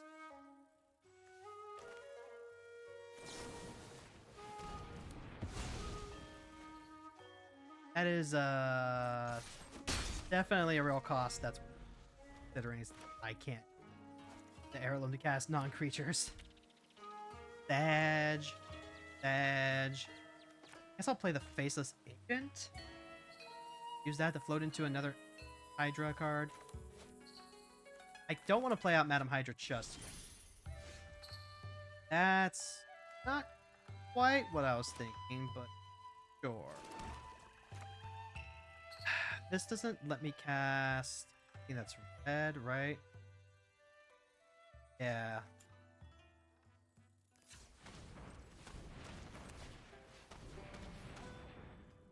We'll just keep, like, playing junk out. Ares is pretty good.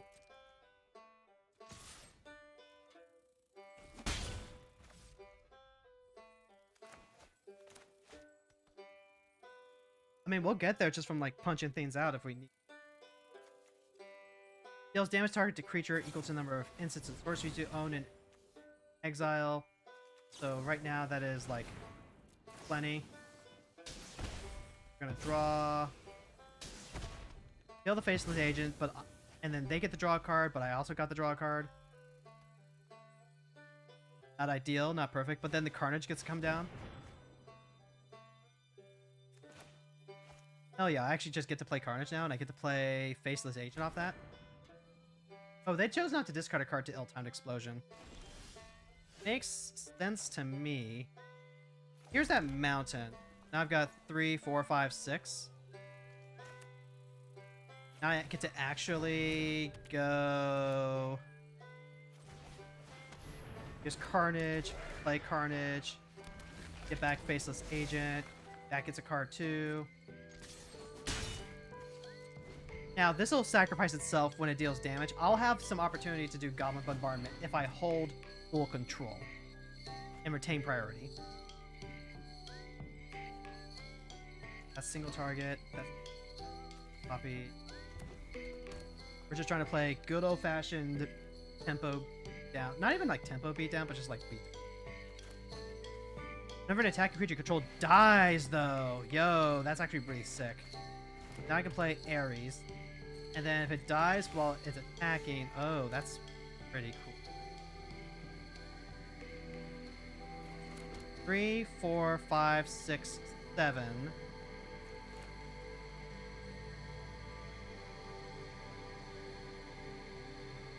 I think I care about the Ares more? I think I care about the Ares more.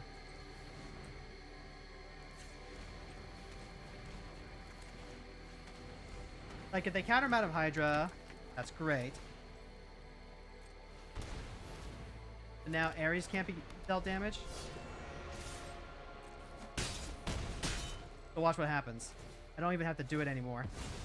It just goes right back to my hand.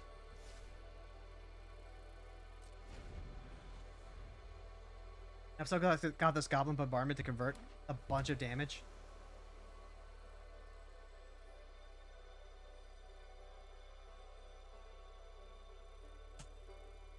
Honestly, I probably could have done like shoot the Agent Hydra, shoot the Carnage. Ares, God of War gives me the ability to just like replay and come back from another board wipe. Kind of really good. Alright, so let's see what this is. Then so stack the Carnage since that's being targeted. Stack the God of War since that's what's also being targeted. Now they don't get to draw anything. Dr. Doom. Pretty cool. Now I just get to play Doom? I just get to play Doom.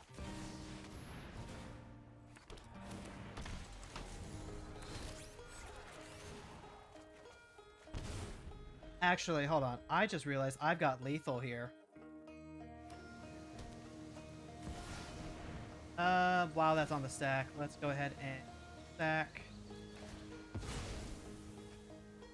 Yeah, I completely missed.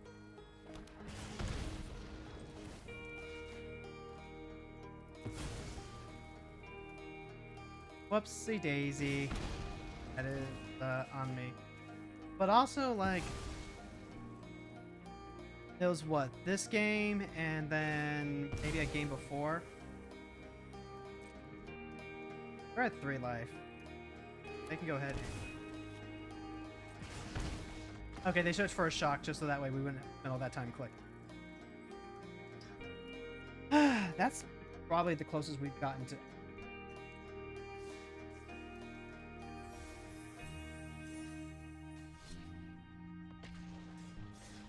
Play Madam Hydra out. Unfortunately, we don't get to be greedy. We don't get to be greedy and like wait for our entire hand to line up. Drop her. And that's just a hard lesson of life, I guess. Get to go turn 1 Surveil land.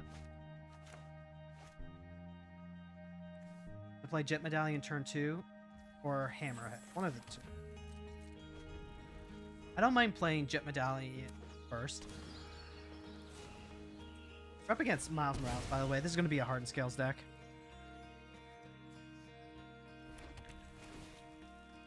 The Criminal Enterprise, that's pretty good.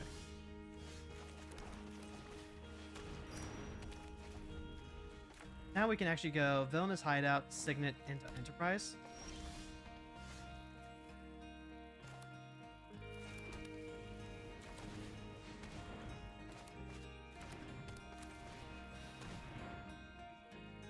And now, next turn, we still get to live the dream with Madam Hydra.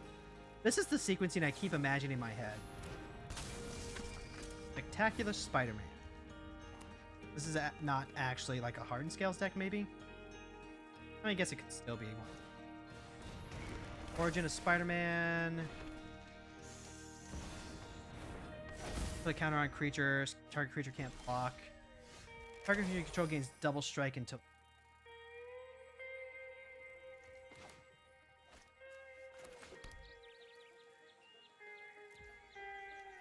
Okay. Here's Madam Hydra.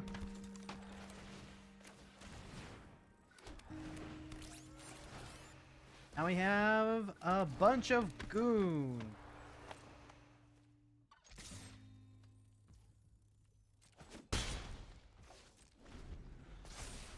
Yep, they get to put a counter on creature and it becomes a legendary spider hero. Yep. Oh, the little banner changed because it became legendary. And at this point now, I'm just going to use Villainous Hideout. Cycle through a bunch of cards. Whenever another artifact is put into your graveyard from the battlefield or anywhere. Or artifact.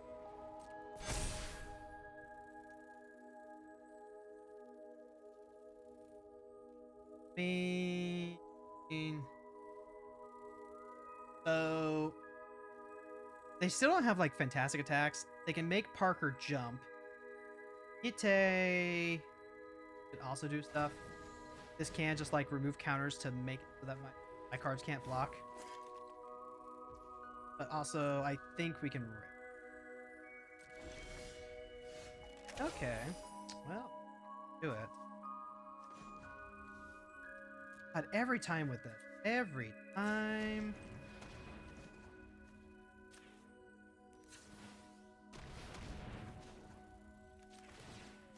Let's see. Let's connive and put it on one of the...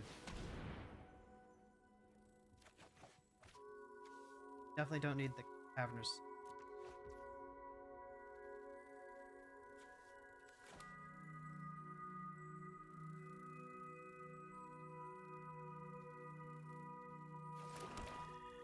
So let's go attack with all the goons.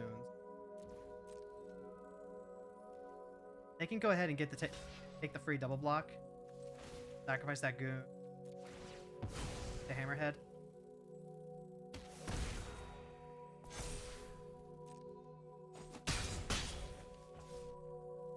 And then I guess we're gonna use the Ultron's Auxiliary as a chump blocker because, well, no, they could put it on. They're not gonna put it on Parker. Losing goons does mean I taps for it. Oh no, this is a +1/+1 counter stack, huh? Okay. Oh, that's how it happens. That happens. Pass. Block. Back. But I've got so much mana, I don't really that much more.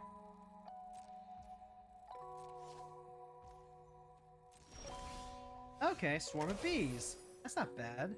That's not bad at all. Block. Okay, go ahead. Knife. That way, goon continues to get big. Okay. We get to cast the swarm of bees this time.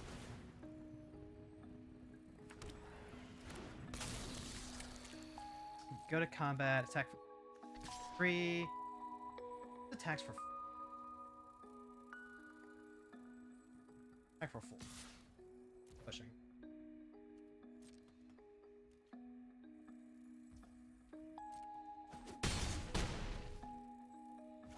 I could use the Spy Master's. Yeah, I can also use that on the...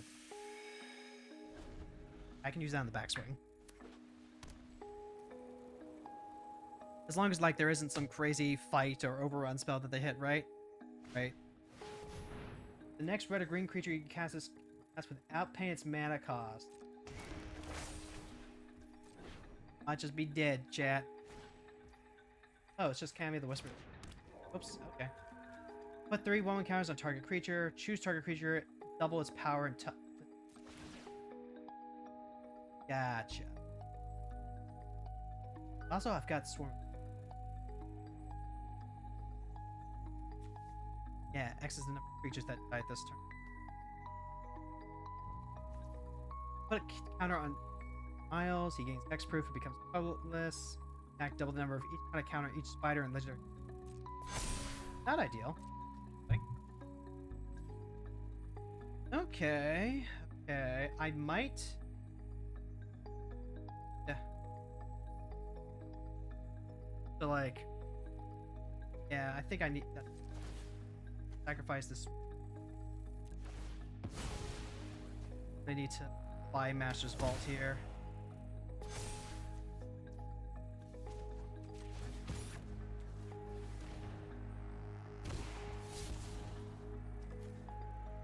Room recruit would pump it up, but I need spell. Endless invert. Okay. Okay, so then this one is just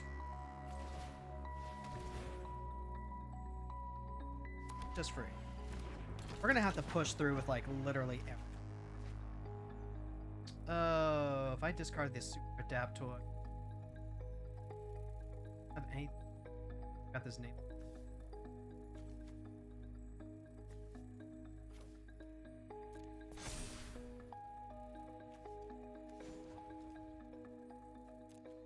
Tap. Tap.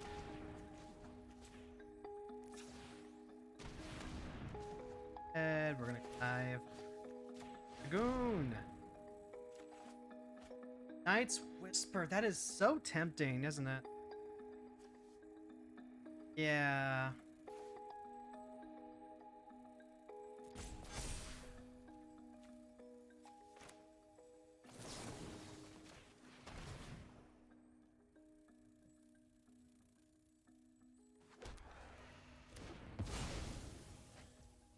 Else?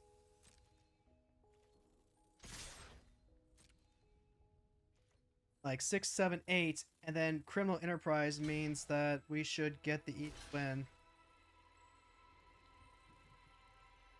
We're just gonna sacrifice everything to Hammerhead. No blocks. Oh, we did the thing again, 2 turns in a row. But I would like to note that this was a an interaction check matchup where we kind of just did what we wanted. And like, I definitely like doing what I want, but it's a bit of a sour note, right? The games like this kind of help put it in perspective. I want to win with the thing, but also it's the games that have the interaction that really make Magic so much fun. It doesn't feel fun in the moment. Like, don't get me wrong. Not fun in the moment to be like, no, why are you just killing my stuff? No, stop, stop, stop, stop. But we carry on. I think we got time for like one more before we wrap things up for the day.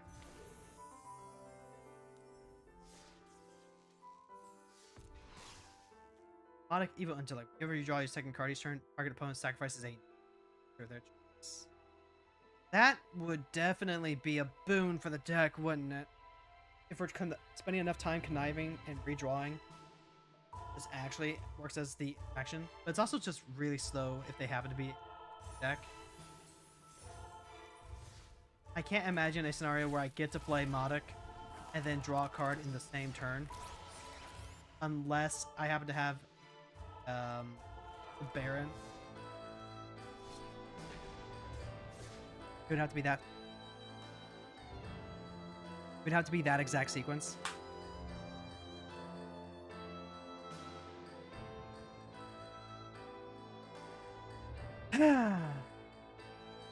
Alright.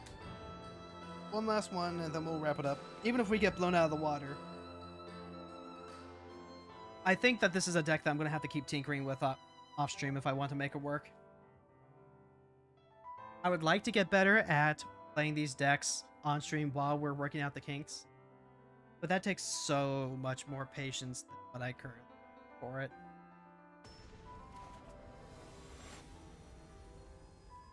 Up against Bruce Banner. You can play him as the Hulk for 6, and he's got a an infinite combo that I think is on Arena as well.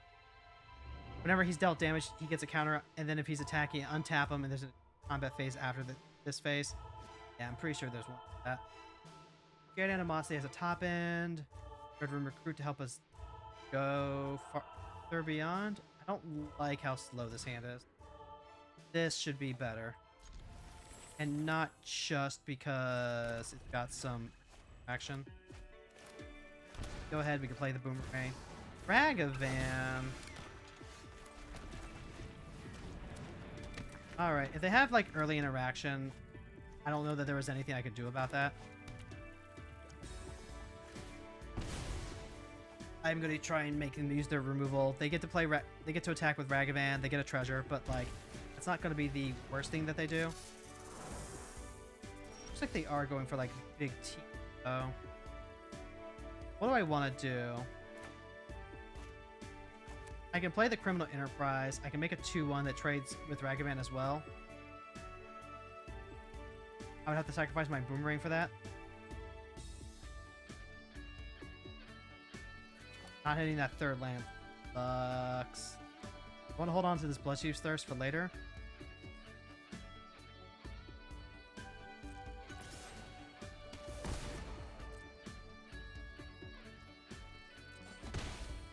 Alright, and then we'll go ahead and try to develop our board a little bit better.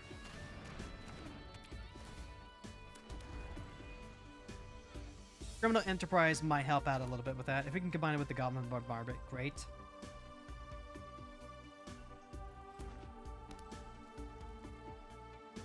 Kind of getting my value out of Boomerang now, especially since a teamer deck can very easily top deck into a bolt effect. And then I just like get so far behind where I never get to actually deploy the Enterprise.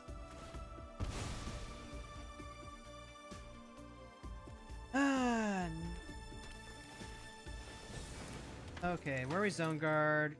Inner's tapped. Oh, shit. Right. Cronus. Okay. Okay. Bloodchief's Thirst on the Fanatic. So it looks like they are just going to end up playing a giant. This is going to keep getting perpetually larger and larger. So we'll call it there. Disappointing one to end it on, but I did say we would. Let's go ahead, and I don't think we're gonna end up raiding out today. I've got some stuff I need to get going, and ends up being a little bit of a disappointing day, bit of a downer. I'm gonna say it again. This is a draft uncommon. This is not a card that you are supposed to be building a Brawl deck around. But, like, you could probably get away with Commander. You can play it your silly multiplayer format deck where you can be Artisan and whatever. But in a Brawl environment, you have to pass the viability test. And at least with the current support, we're having a really hard time doing that. I think if we wanted to make this more viable, we would need a lot more out of our 2-drops. So like Super Adaptoid needs more creatures on the board, or just like things to copy. Synthoid, it's fine because this actually helps dig. Salt Robot's fine. Yellow Jacket's fine. White Widow has Death Touch, I guess, but otherwise doesn't really do anything. Kind of the same with the Undead Ninja. Ultron's Auxiliary, similarly. Like, this is really good with treasures, I guess. I keep thinking about treasures as a thing that this deck might want to do. But kind of pretty much chaff. At least there's a sack outlet, can at least redraw. Chaff. dies and make a treasure token. That's not the worst. Put it in there for synergy. That's definitely chaff. This replaces itself. Half of our 2-drop villains are chaff.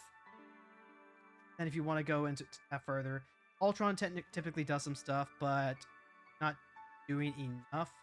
Faceless Agent's fine. Green Goblin's fine. Ares is actually pretty good. Bees is probably chaff, but at least has some synergy. Harbinger, chaff. The land. Cost reducer. You get stuff back. You are way too expensive for the effect that I want. You're a good card. Graveshifter, good. Crossbones is like somewhat playable. We've got Ultron, Modok, and Doom. That is 1, 2, 3, 4, 5, 6, 7, 8, 9, 10, 11, 12. 12 creatures, 12 villains that are not pulling their weight outside of just like being villains that you can play early. And like we can try playing the red ones again, like Hobgoblin, Alex Wilder, Loki, but they don't do enough. And then we immediately go into the three drops.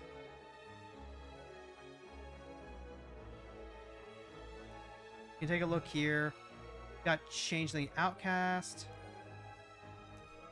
as a one drop. Foreign Mauler does get big. I guess that might be okay. Universal Automaton doesn't, like literally just a 1/1. That's an equipment. World doesn't do anything. Harvester's a 3-drop that doesn't do anything.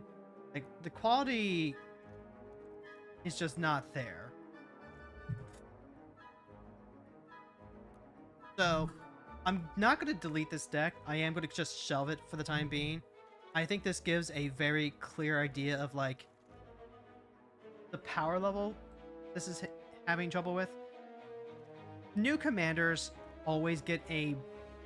They typically see their balancing after the next set comes out. So once the next set comes out and all the new commanders are out on their test weights, I think we'll find a lot more games are speed with Madam Hydra. So that'll be something to, keep an eye out. For now, though, we are just going to go ahead and end it. If you're on the YouTube side, thank you so much for hanging out. Don't forget to leave us a like and subscribe. And hey, you know what? Tell people about the stream if you think they'll enjoy the stream, Minus the hair pulling frustration. I'm going to go ahead and end it there. But then over on the Twitch side, I'll give it a quick look. One that's currently